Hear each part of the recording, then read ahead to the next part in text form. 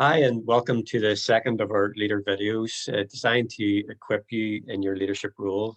In each of these videos, Valerie, our National Director and Precept Leader for many years, will share practical skills and insights that we hope will and pray will be of benefit to you as you lead your class.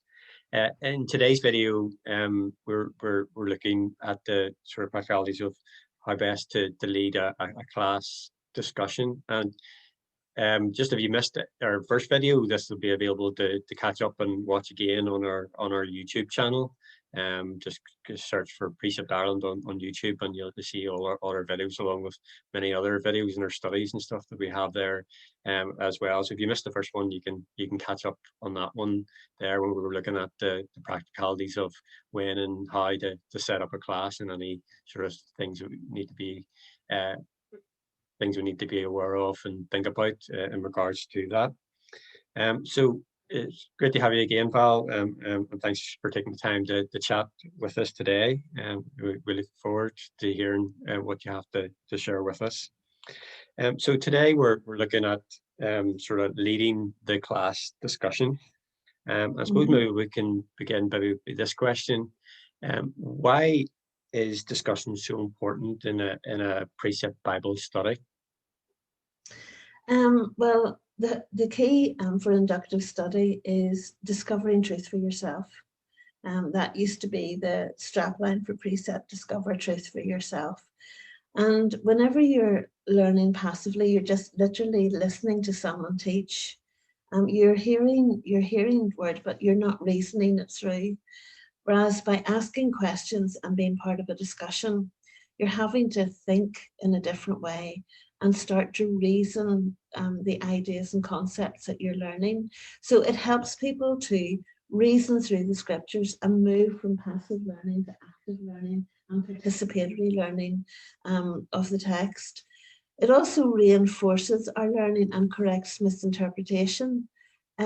If you're really just coming to the Bible on your own or listening to one other person's opinion, sometimes they might be wrong. And it's quite interesting in a Bible study discussion how you can, even as a leader, you can ask a question expecting the answer that you think is the right answer. And someone in the class will answer something different. And you suddenly think, do you know, that actually could be right. And so it helps you to evaluate what you think and listen to other people's point of view and reason it through. So discussion is really good. Okay, well, if discussion is really good, then how do you get a good discussion started? Well, you make Bible study fun. Bible study shouldn't be boring. It should be an enjoyable time to get together with a group of people around the Bible. So start simple and ask an easy question first. And sometimes I would even ask, what book are we studying? As a joke, but to get people talking and to get people used to the sound of their own voice. And to start off with questions that have obvious answers. My theory is always have the first words out of your mouth as a leader as a question. And particularly if you're at lesson 2 onwards, sometimes the challenge can be that you want to review everything they studied in the last lesson and you want to tell them that yourself, whereas they should be able to tell you. And so start there and say, okay, what did we study last week? What have we already learned about this book or this character or whatever? So start with questions, get people to talk about what they should already know. And that helps to develop a conversation within the class that naturally leads into good discussion. And stay focused on the material that you're studying. Don't ask people unexpected questions that are not what they've been studying or what they've been preparing to share. Quite often you maybe have thought of other passages or other cross references or other ideas in the Bible that tie in with what you're teaching, but that is not the time to do it as you're getting your discussion started. Keep it on a flow that really makes people comfortable with sharing. And the other thing is don't put someone down for a wrong answer. Very quickly, don't say, be willing to accept answers, listen to answers.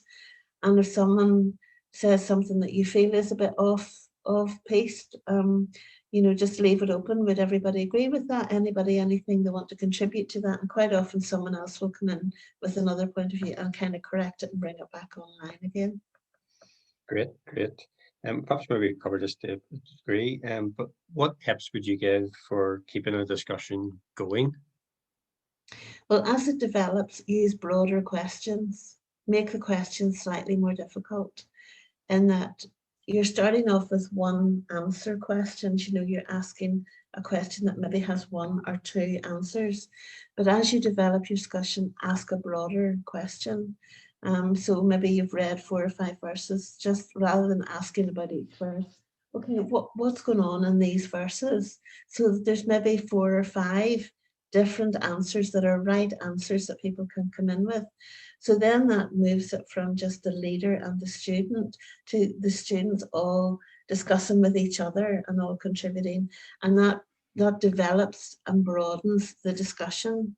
And the other thing that I've had to learn, and I'm still trying to learn, is allow for silence. When you ask a question and nobody says anything initially, you just want to jump in and answer the question. It's a natural thing to do, and all of us do it. But I was in a class with somebody else was leading recently, and they left these really long silences. And part of me was kind of wanting to jump in. But then people they'd been thinking, and actually it opened up really good discussion. So I really learned from that. So be prepared to sit it out. And the third thing I would say is when you ask broad questions and people are not giving you some of the answers you want, then think of some supporting questions that will direct them to where some of the answers can be found. Great, super. Okay, here's another question. How do you guide a group if maybe people disagree about maybe some issue or something that's raised from the study? How do you guide a group in that particular situation?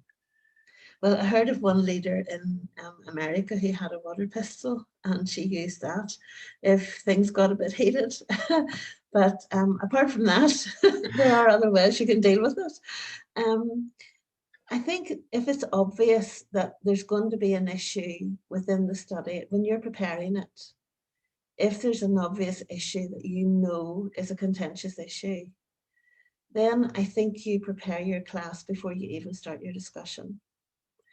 And I find this a very helpful thing to do. Say it's something like predestination and free will, or the gifts of the spirit, or any subject, that there's differences of opinion. I would actually at the start of the class say, during today's discussion, there are going to be some issues that I think we're going to disagree on, and that's great, we're going to discuss them, but we're only going to discuss them for a short time. And as soon as it develops into an argument, I am going to stop the conversation. So I don't care who's speaking at that point. If you're going to argue, you're going to be stopped. And that actually puts all of the class in the same boat, so that if it does come to the bit where it does get a bit heated and you have to intervene, they have been warned. You're not targeting one person. Everybody's been warned and everybody knows. And it sets a safe parameter for the class.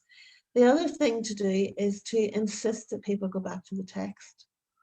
If somebody has a point of view and they're arguing, just ask them, can you point us out from the text how you would substantiate that point of view?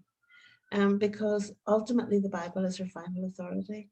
And so I would always try and get people to go back to the text, but don't be scared to take charge and to stop the discussion if it's not becoming helpful, because then everyone will feel safe in the class and not be concerned if the same situation arises again.